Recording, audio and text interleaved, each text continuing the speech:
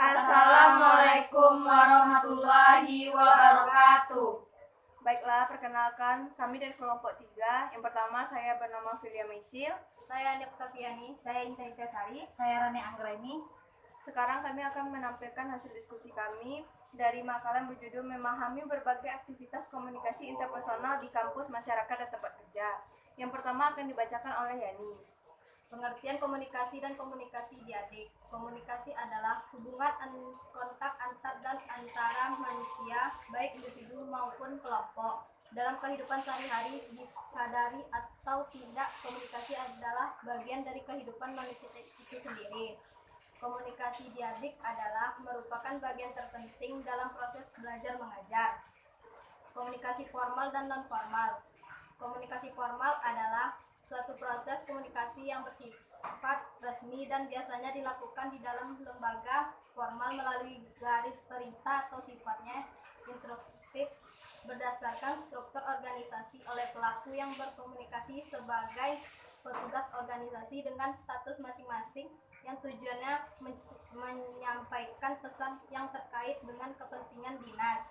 Komunikasi non-formal adalah proses komunikasi yang berada di antara yang formal atau resmi dengan tidak resmi atau informal. Baiklah, selanjutnya akan dibacakan oleh Intan. Komunikasi primer dan sekunder.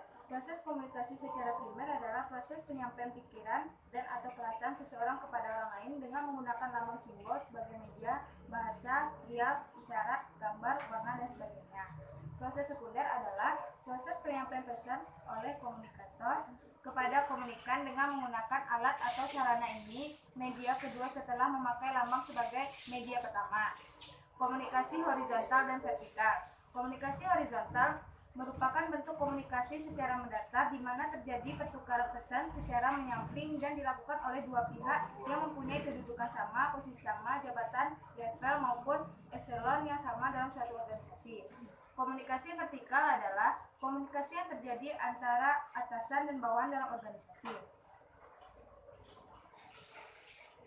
Selanjutnya akan dibacakan oleh teman saya, Rani.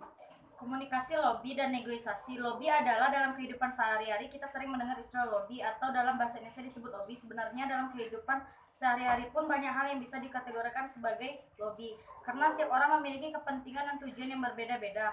Negosiasi adalah sama seperti lobby. Negosiasi pada dasarnya tidak dapat dihilangkan dari kehidupan sehari-hari. Karakteristik lobbying bersifat tidak resmi atau informal, dapat dilakukan di luar forum atau perundingan yang secara resmi disepakati. Bentuk dapat beragam, dapat berupa obrolan yang dimulai dengan tegur sapa atau dengan surat. Waktu dan tempat kapan dan di mana saja sebatas dalam kondisi wajar atau suasana memungkinkan.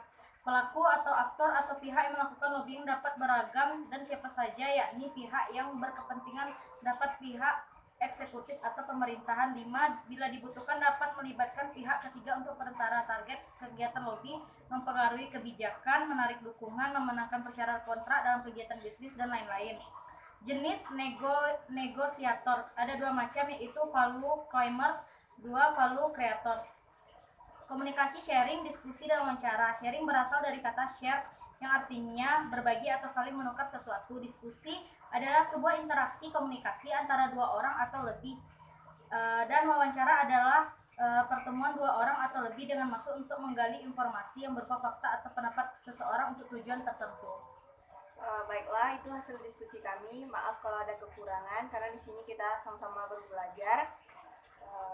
Assalamualaikum warahmatullahi wabarakatuh.